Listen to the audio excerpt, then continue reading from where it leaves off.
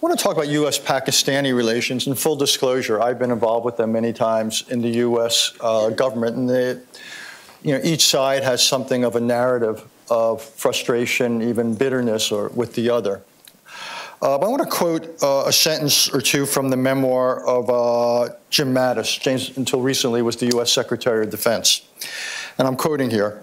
Of all the countries I've dealt with, I consider Pakistan to be the most dangerous because of the radicalization of its society and the availability of nuclear weapons. James Mattis is a respected, temperate man.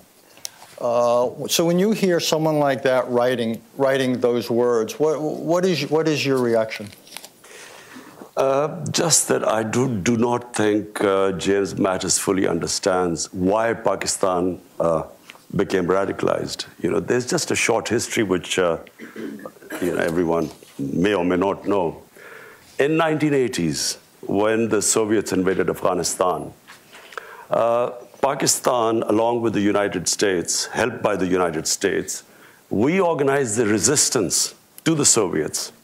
And the resistance was organized by Pakistani ISI training these militants who were invited from all over the Muslim world to do jihad against the Soviet Union. And so we created these militant groups to fight the Soviets. Then, of course, fighting the Soviets, jihad was glorified. And I never forget when Ronald Reagan invited the Mujahideen leaders to Washington, and he said they reminded him, and I quote, the moral equivalence of the founding fathers of the United States.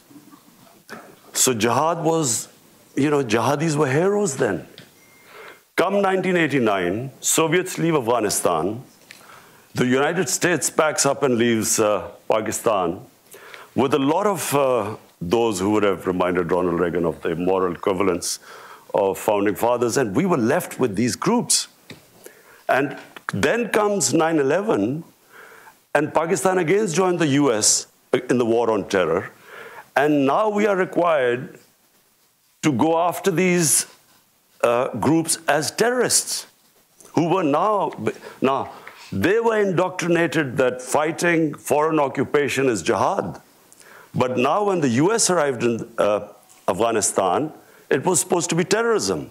So Pakistan took a real battering in this. I have to say, Richard, I opposed this from day one. I said we had first trained these guys to fight jihad, and it was a great idea, and now we are telling the same groups it's terrorism. So we should at least have stayed neutral.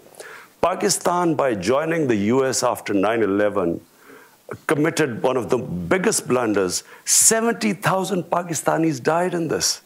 We had, some say over 150 billion, some say 200 billion, some economists, Pakistanis, 200 billion lost to the economy. And on top of it, we were blamed, at least have stayed neutral. Pakistan, by joining the US after 9/11, committed one of the biggest blunders. 70,000 Pakistanis died in this. We had, some say over 150 billion, some say 200 billion, some economists, Pakistanis, 200 billion lost to the economy. And on top of it, we were blamed for the US not winning in Afghanistan. I thought it was the worst period for Pakistan. The lessons learned now, I think the Pakistan government should not have pledged what they could not deliver. How could they deliver? There were insider attacks in the Pakistan army. The groups that were close to the Pakistan army, the army was now trying to kill them. So in a nutshell, when Mattis says Pakistan was the most radicalized state, this is why we were. First, we create these jihadis, and then we try and kill them, who then turn against the state. And that's why we suffered.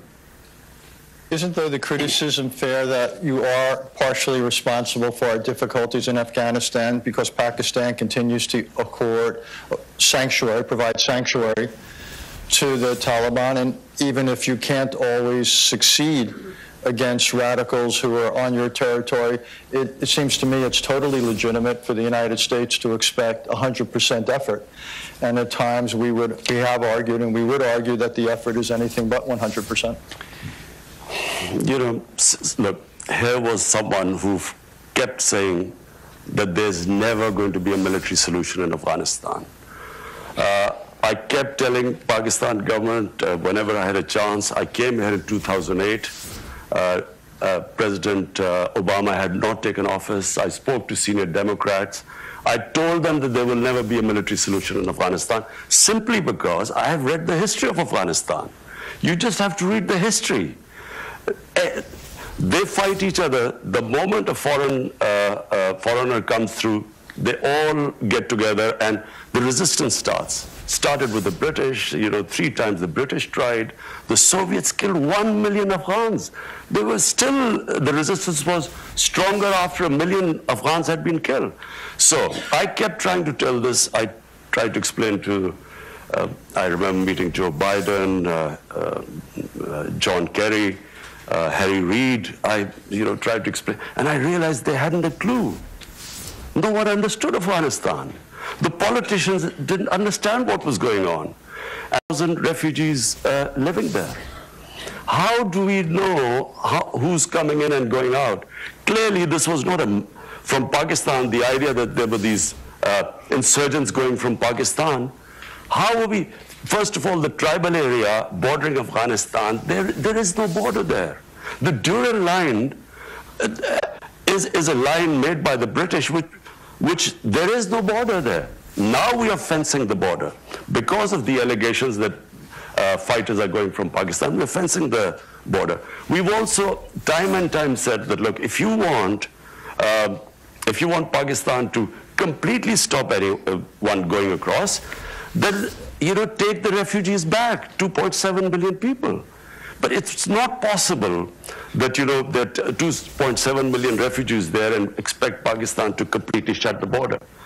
Having said that, I do not think that it's because of Pakistan the US has not been able to succeed in Afghanistan, simply because there is a history behind it. It was never going to happen. And fortunately, President Trump has done, by him forcing there to be a dialogue, and then this peace deal, which was just about to be signed. This is painful for us. The peace deal was about to be signed, and President Trump we read it in the papers. I mean, we should have at least been discussed with us, but now I'm meeting President Trump later on, and I will try and tell him that, look, there's not going to be a military solution. For 19 years, if you have not been able to succeed, you're not going to be able to succeed in another 19 years.